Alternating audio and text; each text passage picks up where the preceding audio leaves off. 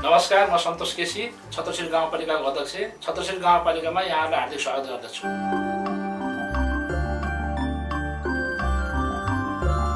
छत्रेश्वरी गाउँपालिका सल्यान प्रदेश नम्बर 6 कर्णालीमा अवस्थित जिल्ला हो।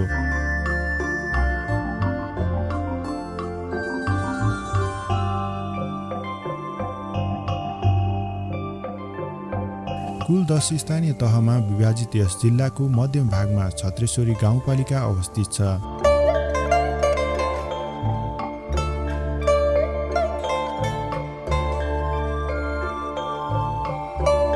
पूर्वमा रोल्पा, पश्चिममा साराधारा, उत्तरमा बाक्सो नगरपालिका एवं दक्षिणमा त्रिवेणी कपुरकोट गाउँपालिका सँगै सिमाना जोडिएको यो गाउँपालिकाको क्षेत्रफलको हिसाबले 150.69 वर्ग किलोमिटरमा फैलिएर रहेको छ।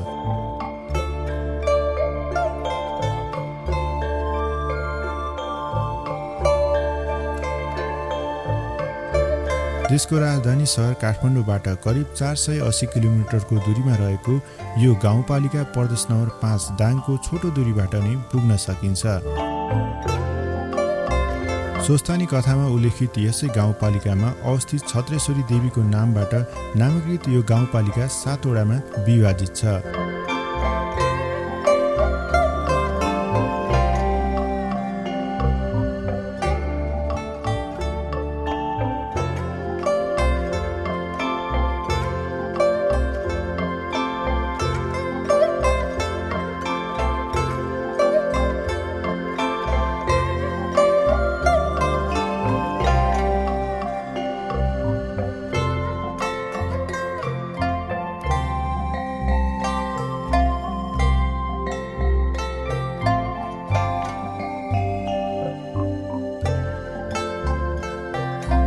यो छाया क्षेत्र सतयुगमा सती देवीको अन्तिम अङ्ग पतन भएको यस स्थानमा छत्रेश्वरी देवी, शुकरमाला योगिनी र पिचासेश्वर महादेव जस्ता पीठहरू नेपालकै एकमात्र बलि नदिने शक्तिपीठहरूको रूपमा रहेका छन्।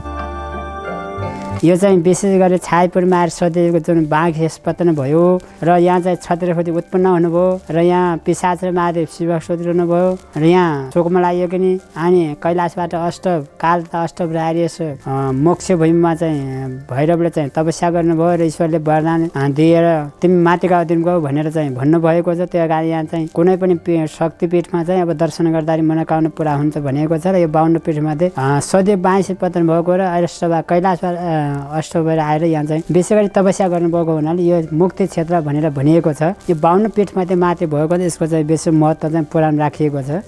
जुन यहाँ छायापुर हजुरले चाहिँ छाया क्षेत्रहरूले यहाँ चाहिँ दर्शन गर्न सक्नुहुनेछ। जुन पुराण भनेको छायापुर अघि नै यहाँ कुरा वर्णन गरिएको छ। छायापुरमा आएर सधैँ 22 पनि छायाहरूले पर्छ यहाँ दर्शन देख्न सक्नुहुनेछ। तपाईँ देशको 12-1 बजीतिर पनि विशेष गरी यहाँ चाहिँ छाया देखिने भएको हुनाले यहाँ दर्शन गर्न सक्नुहुनेछ।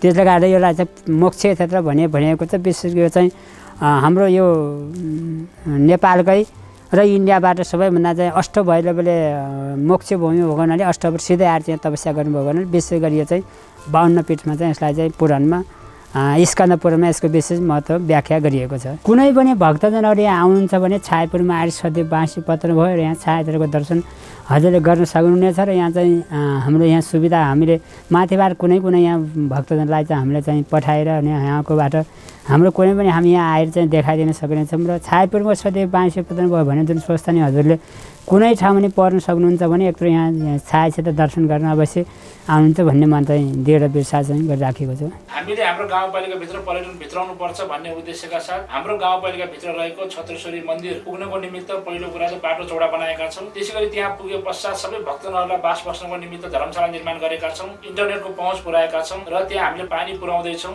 जसमध्ये पिचासेश्वर महादेवको फेदीमा अवस्थित शारदा नदीको किनारमा शेष आकारको मूल रहेको छ, जहाँ श्रद्धा पश्चात अस्तु सिलाउने गरिन्छ।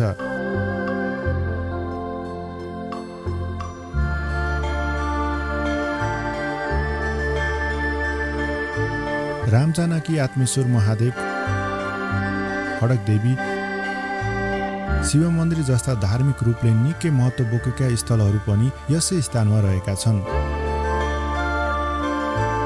प्रशस्त मात्रामा गुफाहरू पनि प्रधानता रहेको यस शिखरमा वडा नम्बर 2 को दह खोला अवस्थित चमेरी गुफा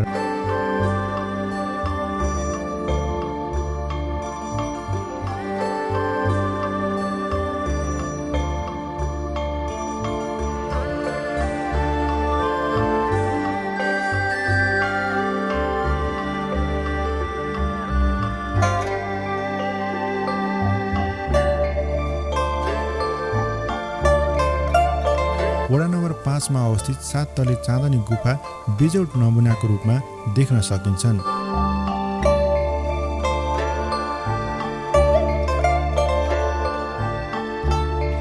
यो जथाक लेक हो। सल्यान जिल्लाकै सबैभन्दा अग्लो लेकको रूपमा परिचित यस लेकको सुन्दरता यसको उचाइ जतिकै अग्लो छ। यस लेक जस्तै दमाचौर गुनासे स्थान जस्तै छत्रेश्वरीको सुन्दरतामा सुगन्ध थपिदिन्छन्। महाभारतीय पर्वत श्रृङ्खलामा अवस्थित यो गाउँपालिका खनिजहरूको खानीको रूपमा पनि रहेको छ। तामा खानी, पितल खानी, फलाम खानी, सारादारा, लेकनी खोलाका गिटी एवं रोडा खानी, अनुमानित कोइला खानी जस्ता दर्जनौं खानीहरू स्रोत र साधनको अभावमा उत्खननको पर्खाइमा रहेका छन्।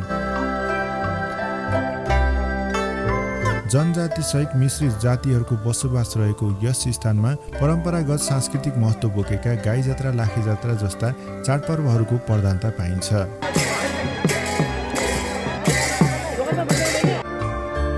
प्राकृतिक रूपले निकै मनोरम स्थान रहेको यस गाउँपालिकाको 3 छहरे झरना सौन्दर्यताको दृष्टिकोणले निकै महत्त्वपूर्ण रहेका छन्।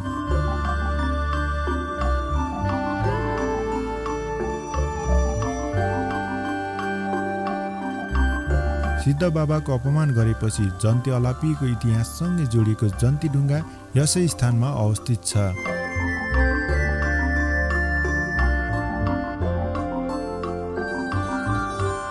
जीवनसँगै प्रत्यक्ष साइनो राख्ने जल सम्पदाको प्रजोताले भरिएको यस क्षेत्रमा लेकनी खोला, ब्रिया खोला जस्ता दर्जनौं छहरे र खरे खोलाको बहुमूल्यता रहेको छ। जनताको जनजीवनसँगै प्रत्यक्ष सरोकार राख्ने यस खोलामा पाइने माछा, दारिम जिउला र गरिम जिउला जस्ता फाँटहरू उब्जने अन्न र बालीले स्थानीयको गुजारामा महत्त्वपूर्ण योगदान पुर्याएको देख्न सकिन्छ।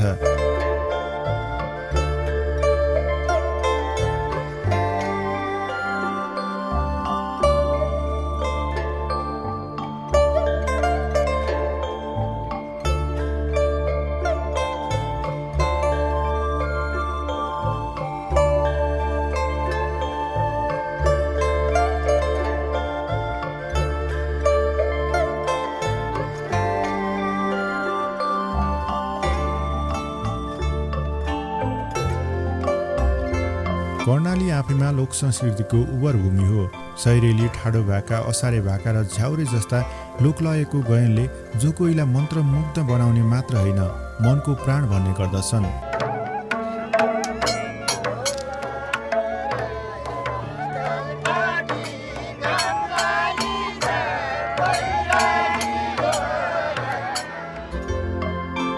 यति मात्र नभएर पञ्चे बाजाको रौनकमा सिङ्गाहा, बनगादी, तप्पा, सोरठी, लहरी, सुरिङ्गे जस्ता नाचहरूले सङ्गीतको कार्यलाई सञ्जीवनी प्रदान गर्दछन्।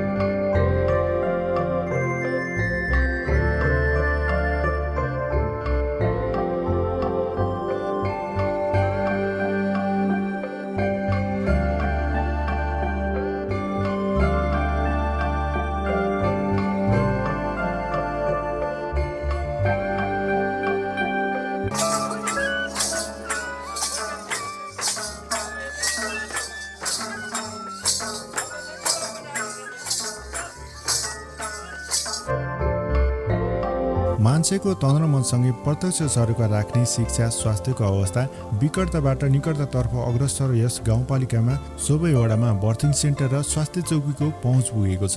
वडा स्वास्थ्यलाई अझ मजबुत बनाउन एम्बुलेन्स सेवा सञ्चालन गरेको छ गाउँपालिकाले। स्वास्थ्यलाई हेर्नुपर्दा छत्रसरी गाउँपालिका 7वटै वडामा केही वडामा स्वास्थ्य चौकी नै थिएन। त्यसै अन्तर्गत हामीले पहिलो प्राथमिकतामा स्वास्थ्य चौकी स्थापना गर्नुपर्छ भन्ने उद्देश्यका साथ छत्रसरी गाउँपालिका वडा नम्बर 2 मा 3 मा 7 मा हामीले स्वास्थ्य चौकी स्थापना गर्यौं र त्यसै गरी स्वास्थ्य चौकी थिए र हामीले तिनीहरूको स्तर उन्नति गर्नुपर्छ भन्ने उद्देश्यका साथ हामीले बर्थिङ सेन्टर पनि स्थापना गर्दै छत्रसरी गाउँपालिकाको वडा नम्बर 1 मा त्यसै बाँकी रहेका सबै स्वास्थ्य चौकीलाई हामीले बर्थिङ सेन्टरमा हामीले रूपान्तरण गरे र प्रत्येक वडामा स्वास्थ्य चौकी सँगसँगै हिजोको जस्तै रिफर गर्दा अन्य थुप्रै कारणले गर्दा मान्छेहरू बाटोमा ज्यान गुमाउनु पर्ने अवस्था सबै जोखिमलाई हेरेर हामीले प्रत्येक वडामा एम्बुलेन्स हुनुपर्छ भन्ने उद्देश्यका साथ हामीले सबै वडाहरूमा एम्बुलेन्स पुर्याउने कार्य अगाडि बढाएका छौँ।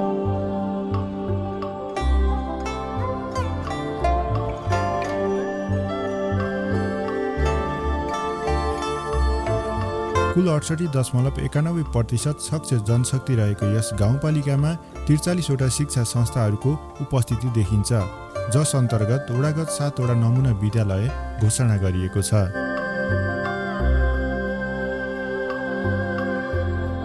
शिक्षा अन्तर्गत भौतिक संरचना निर्माण कार्यलाई हामीले तीव्रता साथ अगाडि बढायौँ र जहाँ शिक्षकको सङ्ख्याहरू कम थियो त्यहाँ शिक्षक पुर्याएर गुणस्तरीय शिक्षाको लागि हामीले जोडतोडका साथ अगाडि बढिरहेका छौँ।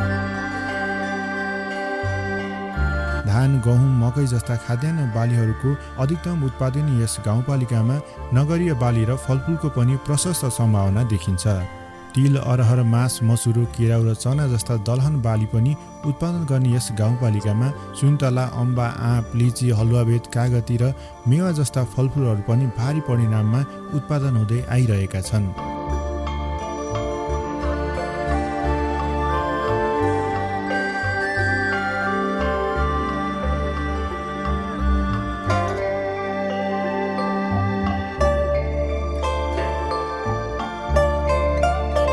प्रायजसो कृष्ण र समशीतोष्ण जलवायु भएको यस क्षेत्रमा दारिमचुलो नमुना कृषि फार्म जस्ता दर्जनौं कृषि फार्महरू सञ्चालन हुँदै आइरहेका छन् भने दमाचौर र लेक पोखरा जस्ता ठाउँहरूमा सुन्तला पकड क्षेत्र घोषणा गरिएको छ।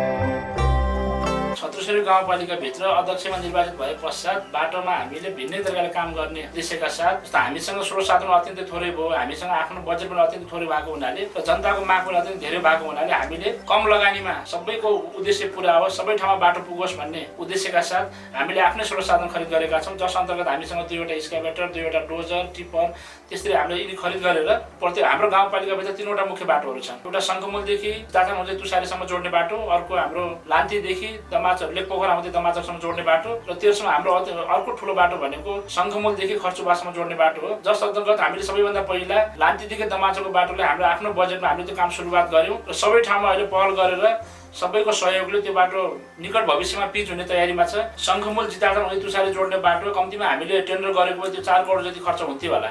त्यसैले हामीले आफ्नो स्रोत साधनबाट एकदम हाम्रो बजेट पनि थोरै भएको हुनाले र सबैको इच्छा पुरा गर्नुपर्ने भएको हुनाले हामीले त्यो सोचका साथ हामीले त्यसमा एकदम थोरै लागतमा लगभग करिब 40 लाख रुपियाँ जति खर्च गरेर इन्धनमा मात्रै रकम छुट्याएर हामीले आफ्नै स्रोत साधनले तुसारीसम्म बाटो पुर्याएर आज त्यो बाटोमा हाम्रो गाडी गुडिरहेका छन्। त्यसै गरेर हाम्रो शङ्खमूलदेखि खर्चुवाससम्म पहिला कम्तीमा शङ्खमूलदेखि माथि हाम्रो सामान्य ट्र्याक मात्र ओपन भएको थियो, अहिले त्यो बाटो हामीले लगभग 10 मिटरको बाटो चौडा गरेर खर्चुवासम्म पुर्याउनु पर्छ भन्ने उद्देश्यका साथ हाम्रो सबै स्रोत साधनहरू प्रयोग गरेर निकट भविष्यमै त्यो बाटो सम्पन्न हुने तयारीमा छ र त्यसै गरी प्रत्येक टोलमा हाम्रो कृषकहरूले उत्पादन गरेको वस्तु र हाम्रो सबै गाउँपालिका भित्रको सबै जनता समक्ष बाटोको पहुँच पुगोस् भन्ने उद्देश्यका साथ टोलको बाटो पनि हामीले गुणस्तरीय बाटो पुर्याएर बाटो सम्बन्धी अरूभन्दा पृथक तरिकाले काम गर्ने कुरामा अगाडि बढिरहेका छौँ। वर्षेनी 16 अर्बभन्दा बढीको मासु आयात हुँदै आइरहेको नेपाली बजारको यथार्थलाई हेर्दा पशुपालनको सम्भावनालाई खोतल्न मन लाग्छ। प्रशस्त चरण क्षेत्र भएकाले बाख्रा, भैँसी, भेडा र कुखुरा मात्र नभएर माछा पालनको पनि प्रशस्त सम्भावना भएको यस क्षेत्रमा कृषि एवं पशुपालन व्यावसायिकता खोज्नुपर्ने देखिन्छ।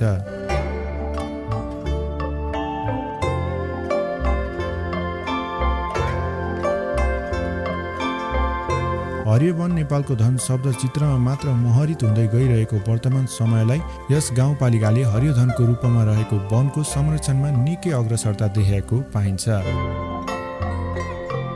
बाँस, कटुस, लालीगुराँस, काफल, उत्तिस, चिउरी, पयुँ, कोइरालो र ओखर जस्ता वनस्पतिको प्रधानता रहेको 8658 हेक्टर यस क्षेत्रमा 34 प्रजातिका स्तनधारी सहित 140 प्रकारका चराहरू पाइन्छन्। 244 प्रजातिका वनस्पति सहित 235 जातिका फूलहरू भेटिने यस क्षेत्रमा टिमुर, तेजपत्ता, चिराइतो जस्ता जडीबुटी सहित कफी, झाडा र बौद्ध वृक्ष जस्ता अमूल्य बोटबिरुवाहरू जस्ता रहेका छन्। खानेपानीका प्रशस्त स्रोतहरू भएकाले तिनीहरूको व्यवस्थापनलाई अगाडि बढाउँदै तन, मन र धनले लागि परिरहेको छ गाउँपालिका। छत्रसरी गाउँपालिका अन्तर्गत हामीले खानेपानीमा पुरै कामहरू अगाडि बढाइसकेका छौँ। म अध्यक्षमा निर्वाचित भए पश्चात हामीले छत्रसरी गाउँपालिका वडा नम्बर 7 मा त्यो भूगोलमा मान्छेको बस्ती नै खाली छ, लगभग त्यो पानीको समस्याले गाउँ नै खाली भएको त्यो देखेर म अध्यक्ष निर्वाचित भए पश्चात सबैभन्दा पहिला हामीले त्यहाँ पानीको काम अगाडि बढायौँ र जस अन्तर्गत हामीले 77% काम त्यो लगभग सिद्धिसकेको छ भने अबको असार महिनामा हामीले लगभग त्यो 100% काम भ्याउँछौँ।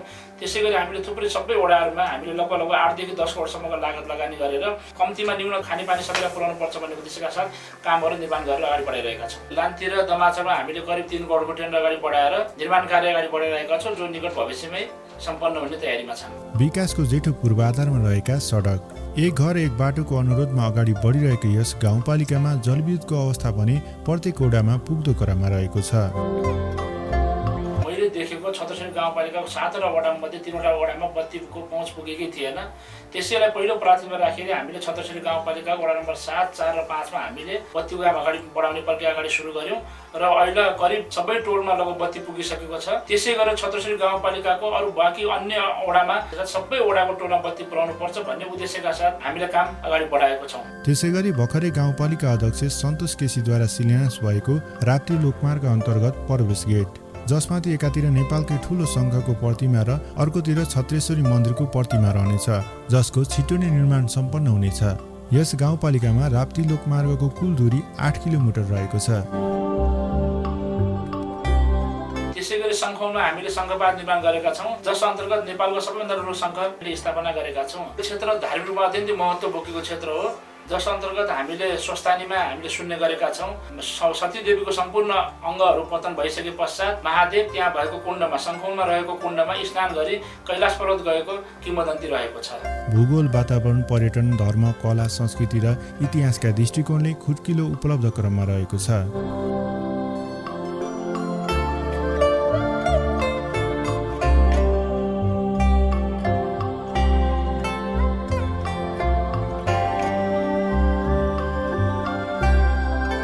कृषि र पर्यटनलाई प्राथमिकीकरण गर्दै गाउँपालिकाको नीति अनुसार ट्रेकिङ मार्ग एवं होमस्टेको सुरुवाती चरणमा रहेको यस गाउँपालिकामा युवा लक्षित कार्यक्रमहरू पनि सञ्चालन हुँदै आइरहेका छन्। जनताको आय आर्जनको पाटोलाई सरल बनाउँदै आत्मनिर्भर अर्थतन्त्र निर्माणमा अग्रसर यस गाउँपालिका यही गतिमा अघि बढे भोलिका दिनहरूमा सुदूर कर्णालीको छत्रेश्वरीबाट कर्णालीको सुदूर छत्रेश्वरी बन्ने कुनै दुविधा पाल्न सकिन्न।